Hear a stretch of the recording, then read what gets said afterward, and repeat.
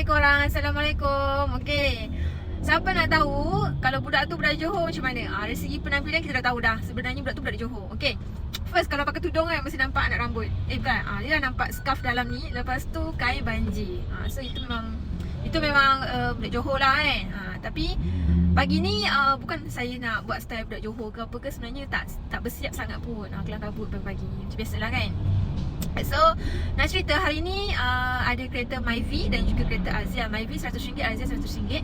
Malam tadi ada customer return kereta. Dan perkara penting yang kita orang akan check, perkara penting lah yang saya share, minyak kereta. Minyak maksudnya kalau dapat 3 bar akan return 3 bar jugalah. Lepas tu body kereta ada kemek ke, ada cala baru ke apa ke, kita akan check. Yang ketiga, kita akan check keadaan kereta tu sama ada bersih ataupun kotor, ada debu-debu halus rokok ketat dalam kereta. So benda tu saya sangat menitik beratkan lah kebersihan kereta. Dan jika ada saman AES ke polis ke, kita akan hubungi semula. Siapa yang selalu dapat mesej-mesej tu, tolonglah respon, janganlah tiba-tiba diam je kan. Okay, itu sahajalah pesanan iklan saya. Assalamualaikum, bye.